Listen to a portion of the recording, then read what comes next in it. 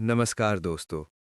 क्या आपने कभी सोचा कि जिसे तुम खोज रहे हो वो कोई दूर बैठी वस्तु नहीं है। वो किसी पहाड़ की चोटी पर नहीं छिपा, न किसी ग्रंथ के अंतिम पृष्ठ पर बंद है। जिसे तुम खोज रहे हो वही इस क्षण तुम्हें खोज रहा है। ये वाक्य सुनने में साधारण लगता है, पर इसके भीतर ऐसा रहस्य छिपा है जो मन की पूरी संरचना को हिला देता है। क्योंकि अब तक तुम ये मानते आए हो कि तुम खोजने वाले हो, और वो जिसे तुम खोज रहे हो कहीं बाहर है। मन हमेशा बाहर देखता है।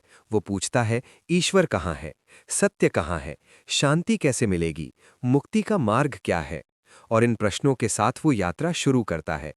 लेकिन ये यात्रा जितनी लंबी होती जाती है, उतनी ही थकान बढ़ती जाती है। क्योंकि मन एक ऐसी चीज को बाहर खोज रहा होता है जो कभी बाहर थी ही नहीं। जिसे तुम खोज रहे हो वही खोज कर रहा है। इसका अर्थ है कि खोज दो दिशाओं में नहीं चल रही। ये कोई द्वंद्व नहीं है। ये कोई साधक और साध्य की दूरी नहीं है। ये एक ही चेतना का स्वयं की ओर लौटना है। जैसे समुद्र की लहर उठती है और फिर उसी समुद्र में विलीन हो जाती है। लहर अगर पूछे समुद्र कहाँ है, तो ये प्रश्न ही अज्ञान से जन्मा होगा। तुम्हारी खोज भी ऐसी ही है। तुम सोचते हो कि तुम सत्य की खोज कर रहे हो, लेकिन सच ये है कि सत्य तुम्हारे भीतर स्वयं को प्रकट करना चाहता है। तुम्हें जो बेचैनी महसूस होती है, जो अधूरापन लगता है, जो भीतर एक पुकार उठती है, वो तुम्हारी नहीं है। वो उस सत्य की है जो तुम बन चुके हो, पर जिसे तुम पहचान नहीं रहे। मन इसे नहीं समझ सकता, क्योंकि मन हमेशा पाने की भाषा में सोचता है। मुझे कुछ पाना है, लेकिन यहां पाने को कुछ है ही नहीं। यहां तो केवल पहचानना है। और पहचान तब होती है जब खोजने वाला थक कर रुक जाता है। जिस दिन तुम सच में थक जाते हो खोजते खोजते, उसी दिन खोज समाप्त हो जाती है। पर यह थकान साधारण नहीं होती। ये संसार से ऊब जाना नहीं है। ये किसी असफलता से पैदा हुआ वैराग्य नहीं है। ये एक गहरी अंतर्दृष्टि है कि जो मैं खोज रहा हूं वो हर खोज से पहले से मौजूद है। बचपन में तुम पूर्ण थे। तब तुमने ईश्वर को नहीं खोजा था, फिर भी तुम ईश्वर से दूर नहीं थे। तब तुमने ध्यान नहीं किया था, फिर भी तुम मौन में रहते थे। तब तुमने ज्ञान नहीं पढ़ा था, फिर भी तुम्हारे प्रश्न शुद्ध थे। फिर धीरे धीरे समाज ने तुम्हें सिखाया कि तुम अधूरे हो, और अधूरापन ही खोज की शुरुआत बन गया। अब पूरी मानवता खोज में है। कोई धन खोज रहा है, कोई प्रेम, कोई सुरक्षा, कोई पहचान, कोई ईश्वर। लेकिन किसी ने ये नहीं पूछा कि खोजने वाला स्वयं कौन है। जिस दिन ये प्रश्न ईमानदारी से उठता है, मैं कौन हूं, उसी दिन खोज की दिशा बदल जाती है। अब तुम बाहर नहीं देखते, अब तुम अपने भीतर झांकते हो। और भीतर झांकना सबसे कठिन है, क्योंकि भीतर कोई वस्तु नहीं है जिसे पकड़ा जा सके। वहां केवल उपस्थिति है। वहां केवल होना है। और वही होना तुम्हें खोज रहा है। तुम्हें लगता है कि तुम ईश्वर को पुकार रहे हो, पर कभी ध्यान से देखो, वो पुकार कहाँ से उठती है। वो आवाज किसकी है। क्या ईश्वर को पुकारने वाला भी ईश्वर से अलग हो सकता है। नदी समुद्र को खोजती हुई बहती है, लेकिन समुद्र पहले से ही नदी के हर कण में मौजूद होता है। फर्क सिर्फ इतना है कि नदी स्वयं को नदी मान रही है। जिस दिन वो स्वयं को पानी जान लेती है, उस दिन समुद्र दूर नहीं रह जाता। तुम भी स्वयं को देह मानते हो, मन मानते हो, नाम और कहानी मानते हो, और इसी मान्यता के कारण खोज जन्म लेती है। अगर तुम क्षण भर को भी बिना किसी पहचान के ठहर जाओ, न पुरुष, न स्त्री, न साधक, न पापी, न ज्ञानी, तो अचानक खोज रुक जाती है। और उस रुकने में वही मिल जाता है जिसे तुम जीवन भर खोजते रहे। ये मिलना कोई घटना नहीं है। कोई प्रकाश नहीं फूटता, कोई घंटी नहीं बजती, कोई आकाश से आवाज नहीं आती। बस एक गहरी सहजता उतरती है, जैसे बहुत भारी बोझ उतर गया हो। अब कुछ पाना नहीं है, अब कहीं पहुंचना नहीं है, अब कुछ बनना नहीं है। और तभी पहली बार तुम समझते हो, जिसे मैं खोज रहा था वही तो मुझे खोज रहा था। मेरी बेचैनी उसकी पुकार थी, मेरी पीड़ा उसका संकेत थी, मेरा अधूरापन उसकी पूर्णता की याद थी। ईश्वर तुम्हें नहीं छोड़ता, तुम ही स्वयं को छोड़ देते हो। सत्य तुमसे छिपा नहीं है, तुम ही स्वयं से मुंह मोड़ लेते हो। जिस क्षण तुम खोज छोड़ते हो, उसी क्षण खोज पूरी हो जाती है। और ये विरोधाभास ही इस रहस्य की कुंजी है। खोज का भ्रम और भीतर की पुकार। खोज हमेशा एक भ्रम से शुरू होती है। यह मान्यता कि जो मैं हूं वो पर्याप्त नहीं है। इसी क्षण अहंकार जन्म लेता है। अहंकार कोई घमंड नहीं है। अहंकार वो धारणा है कि मैं कुछ अलग हूं, अधूरा हूं और मुझे पूर्ण होने के लिए कुछ पाना होगा। ये धारणा इतनी सूक्ष्म होती है कि साधक भी इसे साधना समझ लेता है। वो कहता है, मैं ईश्वर की खोज कर रहा हूं, पर भीतर कहीं ये विश्वास छिपा होता है कि ईश्वर उससे अलग है। यहीं से यात्रा लंबी हो जाती है, क्योंकि जो अलग है उसे पाने के लिए दूरी चाहिए, दूरी के लिए समय चाहिए, समय के लिए प्रयास चाहिए, और प्रयास के साथ तुलना, मूल्यांकन, सफलता असफलता का खेल शुरू हो जाता है। साधक साधना में भी प्रतिस्पर्धा करने लगता है। कौन अधिक ध्यान करता है, कौन अधिक शुद्ध है, कौन अधिक जानता है। ये सब खोज के नाम पर अहंकार का विस्तार है। लेकिन भीतर एक और आवाज भी होती है, बहुत शांत, बहुत कोमल। ये आवाज न तो आदेश देती है, न लक्ष्य बनाती है। ये केवल याद दिलाती है। ये कहती है, रुको, देखो, सुनो। यही भीतर की पुकार है। यही वो खोज है जो तुम्हें खोज रही है। जब तुम पहली बार मौन में बैठते हो तो मन असहज में उठता है, क्योंकि मन का अस्तित्व ही खोज पर टिका है।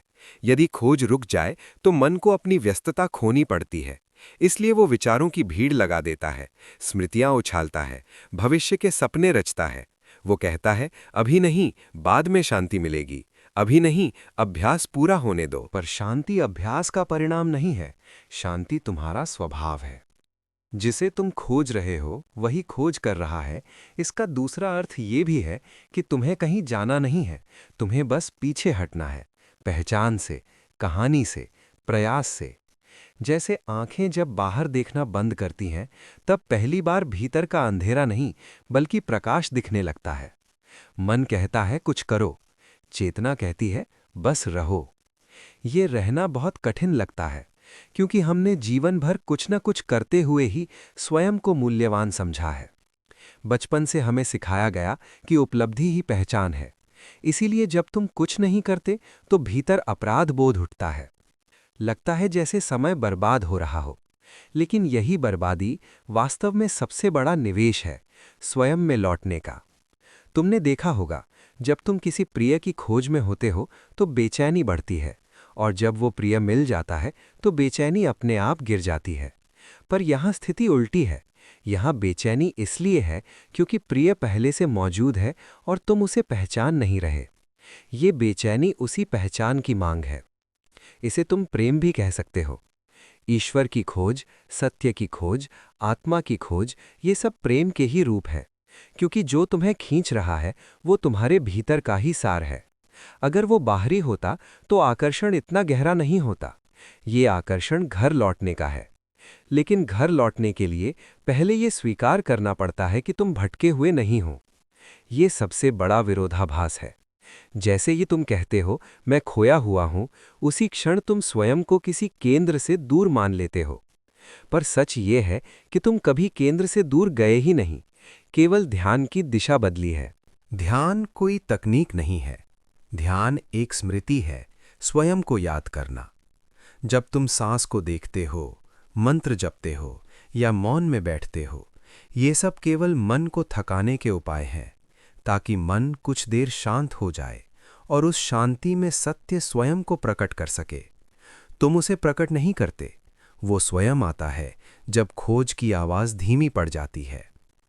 इसीलिए कई बार गहरे दुख में, टूटन में, असहाय क्षणों में अचानक एक शांति उतर आती है, क्योंकि उस क्षण मन के पास खोज की ऊर्जा नहीं बचती। वो हार मान लेता है, और उसी हार में जीत छिपी होती है। जिसे तुम खोज रहे हो वही खोज कर रहा है। इसका तीसरा अर्थ ये है कि तुम्हारी साधना भी उसी की साधना है, तुम्हारे कदम उसी के कदम हैं, तुम्हारी गलतियां भी उसी की भाषा हैं।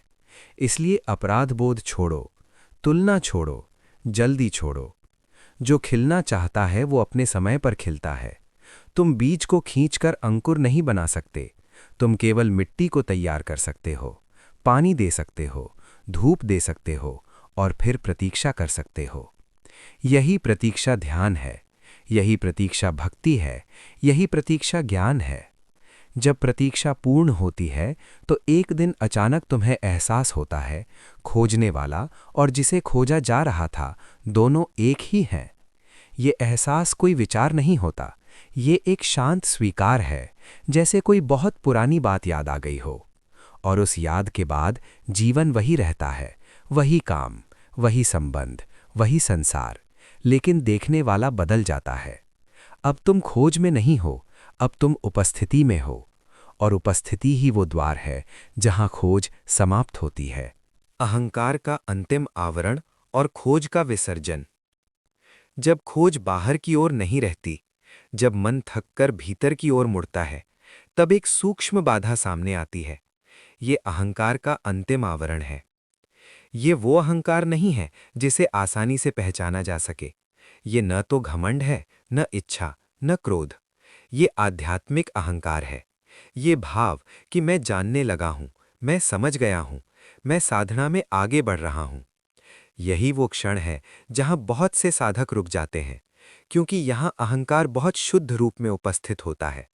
वो स्वयं को सत्य के वस्त्र पहनाता है। वो मौन की बातें करता है, करुणा की बातें करता है, और भीतर ही भीतर स्वयं को विशेष अनुभव करता है। लेकिन सत्य कभी विशेष नहीं बनाता।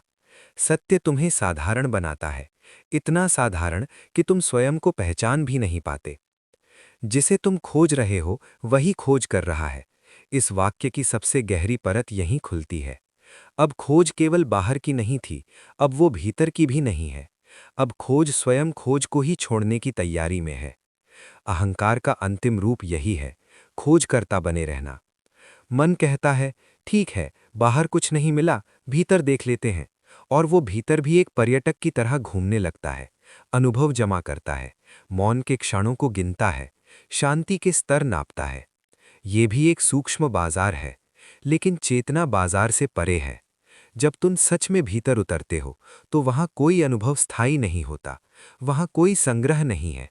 वहां तो हर क्षण नया है और हर क्षण शून्य से भरा है। यहाँ साधना समाप्त नहीं होती, बल्कि पहली बार सच में शुरू होती है, बिना साधक के। यहाँ भक्ति बिना भक्त के होती है, यहाँ ज्ञान बिना ज्ञानी के होता है, यहाँ प्रेम बिना प्रेमी के होता है। और ये सबसे सुंदर अवस्था है, क्योंकि यहाँ कोई दावा नहीं है। तुम अब ये नहीं कहते कि मैं मुक्त हूं, क्योंकि मुक्त होने के लिए कोई बंधन था ही नहीं। तुम बस जीते हो, सरल, सहज, वर्तमान। और अगर कोई तुमसे पूछे तुमने क्या पाया, तो शायद तुम मुस्कुराकर कहो, कुछ भी नहीं। और वही कुछ भी नहीं सब कुछ होगा। जागृति के बाद जीवन, संबंध और संसार का नया अर्थ। खोज समाप्त होने के बाद जीवन रुकता नहीं। ये एक बहुत बड़ा भ्रम है कि जब सत्य का बोध होता है तब संसार छूट जाता है। वास्तव में संसार पहली बार सच में दिखाई देता है। अब वो धुंध के पीछे नहीं होता, अब उसे पाने या छोड़ने की जल्दी नहीं होती। वो जैसा है वैसा ही स्वीकार हो जाता है। जागृति के बाद जीवन कोई विशेष आध्यात्मिक प्रदर्शन नहीं बन जाता, कोई आभा नहीं निकलती, कोई विशेष पहचान नहीं बनती, बल्कि पहचानें धीरे धीरे गिरने लगती हैं। तुम अब स्वयं को जागृत व्यक्ति भी नहीं मानते, क्योंकि जिस क्षण तुम ऐसा मानते हो उसी क्षण मैं वापस लौट आता है। जागृति का सबसे स्पष्ट संकेत यही है, साधारणता। तुम वही काम करते हो जो पहले करते थे। तुम बोलते हो, हंसते हो, कभी थकते हो, कभी चुप रहते हो। फर्क केवल इतना है कि अब जीवन को ढोया नहीं जाता, अब वो अपने आप घटित होता है। पहले तुम करता थे, मैं कर रहा हूं, अब केवल कर्म बचता है, हो रहा है। ये बदलाव बहुत सूक्ष्म है, लेकिन इसका प्रभाव गहरा होता है। अब असफलता में टूटन नहीं आती, सफलता में घमंड नहीं आता, क्योंकि अब इन दोनों के बीच कोई केंद्र नहीं बैठा है जो स्वयं को मापे। संबंध भी बदल जाते हैं। पहले संबंध अपेक्षा से बनते थे, प्रेम में भी मांग छिपी रहती थी, मुझे समझो, मुझे मानो, मुझे पूरा करो। लेकिन जब भीतर का अधूरापन गिर जाता है तो संबंधों से बोझ उतर जाता है। अब तुम किसी से कुछ चाहते नहीं, और यही चाह रहित प्रेम, प्रेम का सबसे शुद्ध रूप होता है। तुम किसी को बदलना नहीं चाहते, तुम किसी पर निर्भर नहीं होते, फिर भी संबंध गहरे हो जाते हैं, क्योंकि अब उनमें भय नहीं होता, खोने का डर नहीं होता, पाने की लालसा नहीं होती। अब तुम दूसरे को भी उसी रूप में देखते हो जैसे स्वयं को, एक यात्रा में, एक भूल में, एक खोज में। जिसे तुम खोज रहे हो वही खोज कर रहा है। अब यह वाक्य केवल तुम्हारे लिए नहीं रहता, अब ये हर चेहरे में झलकने लगता है। तुम हर आंख में उसी बेचैनी को पहचानते हो जो कभी तुम्हारी थी, और इस पहचान से करुणा जन्म लेती है। ये करुणा कोई नैतिक आदर्श नहीं है, ये स्वतः घटित होती है। जैसे कोई जागा हुआ व्यक्ति सपने में डूबे व्यक्ति को देखकर हंसता नहीं, बल्कि समझता है। कर्म का अर्थ भी बदल जाता है। पहले कर्म भविष्य के लिए किया जाता था, फल, स्वर्ग, मुक्ति, पहचान। अब कर्म केवल कर्म होता है, जैसे फूल खिलता है, बिना ये सोचे कि कौन देखेगा। तुम्हारे काम में अब तनाव नहीं होता, क्योंकि अब काम तुम्हारी पहचान नहीं है। तुम जो करते हो वो तुम्हें परिभाषित नहीं करता, तुम पहले से पूर्ण हो। इसका अर्थ यह नहीं कि कठिनाइयां समाप्त हो जाती हैं। शरीर बीमार होता है, मन कभी कभी उदास भी होता है, परिस्थितियां चुनौती देती हैं, लेकिन अब इन सब के बीच एक गहरी स्थिरता रहती है। एक साक्षी भाव नहीं, बल्कि साक्षी की भी अनुपस्थिति। यहाँ कोई देखने वाला नहीं है, फिर भी सब देखा जा रहा है। यहाँ कोई जीने वाला नहीं है, फिर भी जीवन पूरी तरह जिया जा रहा है। यही वो रहस्य है जिसे शब्द नहीं पकड़ सकते। कभी कभी लोग पूछते हैं, जागृति के बाद क्या बचता है? उत्तर सरल है, जो हमेशा था। बस अब उस पर नाम नहीं चिपकाए जाते। अब उसे अनुभव बनाने की कोशिश नहीं की जाती। अब वो जैसा है वैसा ही रहने दिया जाता है। ये मौन है, पर चुप्पी नहीं। ये शांति है, पर जड़ता नहीं। ये स्वतंत्रता है, पर अलगाव नहीं। और सबसे सुंदर बात, अब खोज कभी वापस नहीं आती, क्योंकि खोज का अर्थ था कहीं और होना, और अब कहीं और बचा ही नहीं। अब हर क्षण घर है, चलना घर है, रुकना घर है, बोलना घर है, मौन घर है। और इसी घर में पहली बार तुम समझते हो, जिसे तुम जीवन भर खोजते रहे, वही तुम्हें जीवन भर खोजता रहा। धन्यवाद।